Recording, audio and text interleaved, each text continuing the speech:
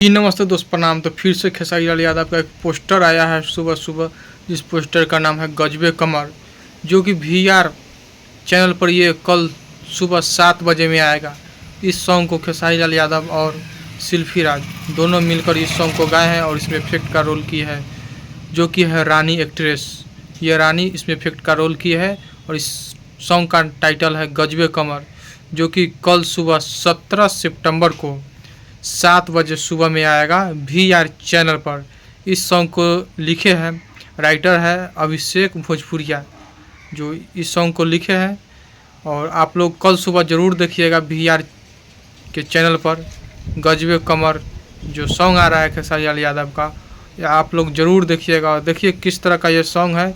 इसका सिर्फ अभी पोस्टर लॉन्च हुआ है, टीजर नहीं आया है, और कल सुबह देखने को मिलेगा फुल वीडियो। शाम तक टीजर भी आ जाएगा, बाकी अभी तक टीजर नहीं आया है। कल ज़रूर देखिएगा गजबे कमर, जो कि खेसारी लाल और शिल्पी राज दोनों इस सॉन्ग को गाए हैं। तो कल ज़रूर देखिएगा। बाकी धन्यवाद।